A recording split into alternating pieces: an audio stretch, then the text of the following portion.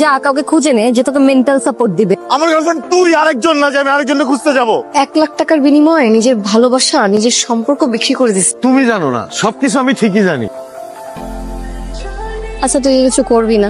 দুষ্টু ক্যাম্পাসে একটা গুছাবি না? জব টপ কিছু করবি না? কিসা এটা করতে আসলে এটা সিনেই আসছিল না।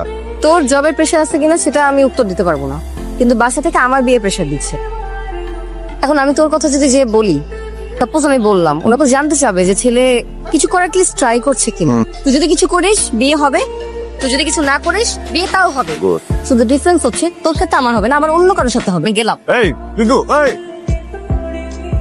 ভাইয়া বল, আমার না কিছু একটা করতে হবে, বুঝছো?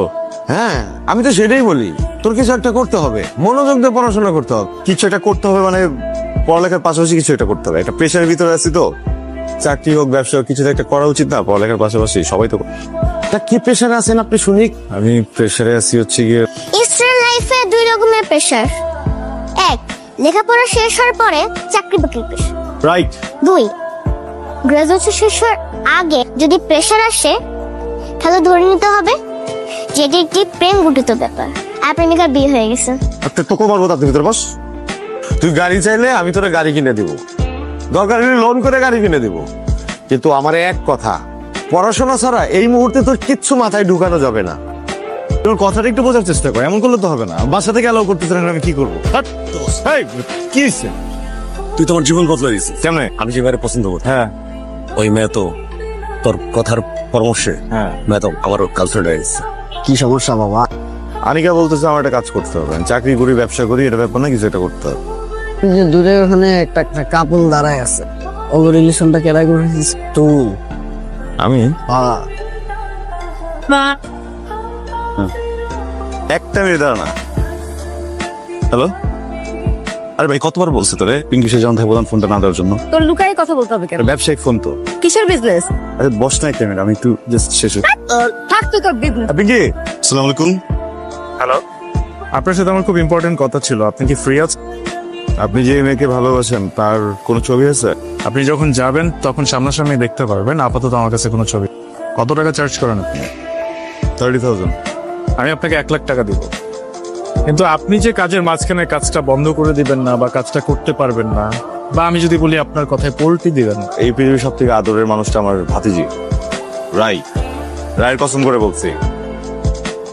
এক্সকিউজ মি পিঙ্কি, আমি আসলে আপনাকে চিনি, এন্ড আমি কোনো ঘোড়ায় পেঁচায় কথা বলা একদমই পছন্দ করি না। আমি আপনাকে পছন্দ করি, আপনাকে ভালোবাসেন, আপনাকে আমি বিয়ে করতে চাই। মাথায় সমস্যা? হ্যাঁ, আমি হ্যাভ আ বয়ফ্রেন্ড, জানেন তো? ওই মেয়েটার নাম কি? পিঙ্কি। ও একটা বয়ফ্রেন্ড আছে, আপনি কি জানেন? বয়ফ্রেন্ডের নাম কি?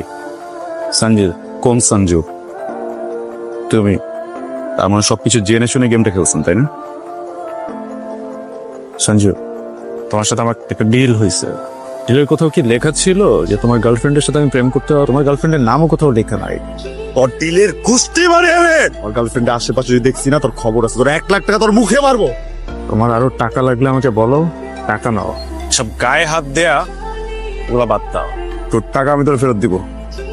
কিন্তু তোমার ভাতিজির ব্যাপার, কসম কাটছিল তোমার ভাতিজির কথা নিয়ে। যে কোনো সময় যে কোনো ধরনের ক্রাইম হয়ে যেতে পারে। যে ছেলে 1 লাখ টাকা দিয়ে প্রেমের জন্য ইনভেস্ট করতে পারে, সে ছেলে যে কোনো কিছু করে ফেলতে পারে। ভাই ভাই প্লিজ প্লিজ প্লিজ ভাই প্লিজ ভাই, আমার 5 বছর রিলেশনশিপ ভাই, এটা করেন না আমার সবকিছু। সঞ্জয়, আর তোমার ফ্যামিলির ব্যাপারে একটু খেয়াল রাখো মাথায়, নেভার নো কখন কি হয়ে যায়। ফ্যামিলি খেয়াল রাখো। আমি ব্যবসা ট্যাবসা এগুলো করতে গিয়ে না একটা ভেজাল করে ফেলছি বড়, বুঝছিস? আমি বুঝতেছি না এখন আমার কি করা উচিত। যা কাউকে খুঁজে নে যে তোকে মেন্টাল সাপোর্ট দিবে। আমার গার্লফ্রেন্ড তুই, আরেকজন না যে আমি আরেকজনকে খুঁজতে যাব। তোর জন্য এই প্রবলেমে পড়ছি। কাজ করতে গেছিলাম, ওই কাজ করতে গিয়ে আমি এই প্রবলেমে পড়ছি, কারণ বলতেও পারতেছি না। আমি সম্পর্কটাতে আছি, আমার যদি একটা প্রবলেম হয় এটাও দেখা তোর দায়িত্ব। আজকে যখন একটা ট্রাবলের ভিতরে পড়ছি, কই আমাকে হেল্প করবি, আমার সাপোর্ট হবি, এখন এই ধরনের কাজ করতেছিস তুই। যে সময় দিতি না, এখন কিভাবে কথা বলতে হয় সেটাও জানিস না। আমার হয়তো এই রিলেশনশিপ থেকে ব্রেক নেওয়া দরকার। যা, যে বিহেভিয়ার শিখে আয়, তারপরে আয়, বুঝছিস? না, আমাদের ব্রেক নেওয়া উচিত না, আমাদের ব্রেকআপ করে ফেলা উচিত। তোর আর আমার এই সম্পর্ক ব্রেকআপ।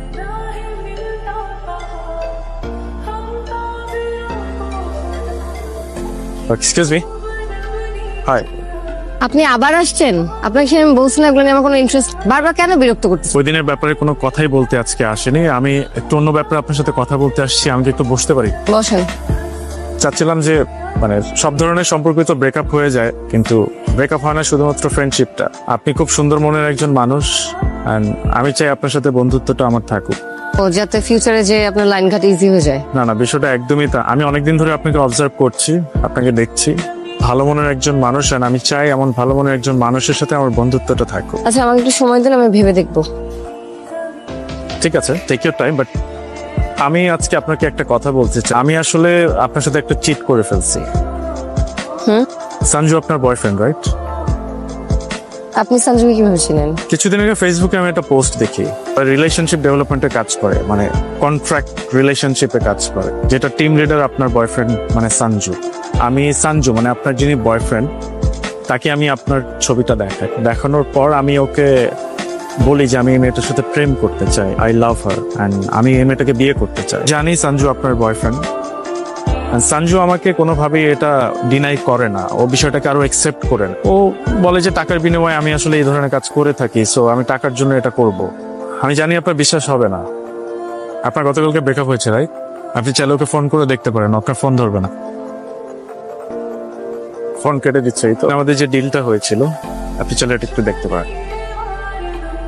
এক্সকিউজ মি, আপনি পরশুদিন আপনার ফ্যামিলি নিয়ে আমার বাসায় আসেন।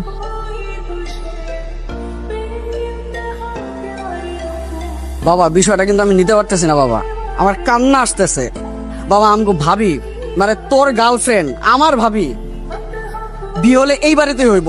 ওই যে আপনার ফোন দিয়ে কি কয় জানোস? আমার ফোন দিয়া কয় যে পিঙ্কির বিয়েতে তুই আর আমি চিফ গেস্ট। ভাবি না তো, না গেলে না যা, ভাবিরে আমি একলাই উঠাই নিয়ে আসবো। পিঙ্কি ভাবিরে আমি একলাই উঠাই নিয়ে আসবো। এক জায়গায় দাওয়াত খাইতে আসছিলাম, হঠাৎ করে রায় একটু অসুস্থ হয়ে পড়ছে। যাই কোথায়? আসছিস তুই? হ্যাঁ আছে। কোথায় বলো না? আরে আছে, আয়। এই যাই কিছু মতো। ও আমার কি হয়েছে? তুমি দেরি করে আসছো কেন? শিওর মানে কি ভাইয়া?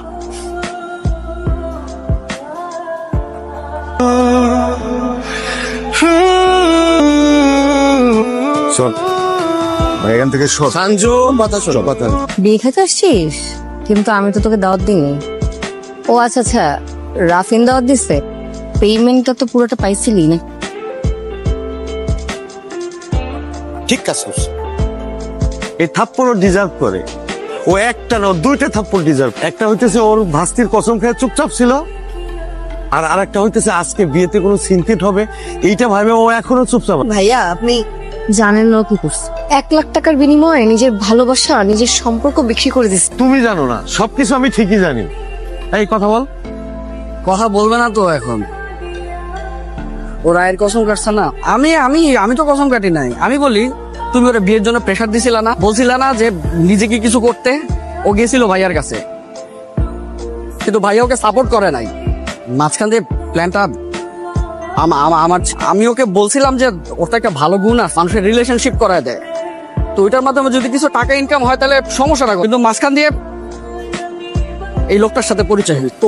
তোমরা দুজন আসলে স্টুপিড। ও যা বলতেছে এগুলো কি ঠিক? সঞ্জু তুই আমাকে বললি না কেন? আমার সাথে 2 মিনিট কথা বলবি? চেনা চেনা লাগতেছে, এরা কারা? আমাদের সঞ্জু আর পিঙ্কি না? আরে বাবা ওরা তো দৌড়াচ্ছে না, তো পালাচ্ছে। তাই তোমার মেয়ে? এই মা, মা কই যাও? আরে আমার বউ। চলো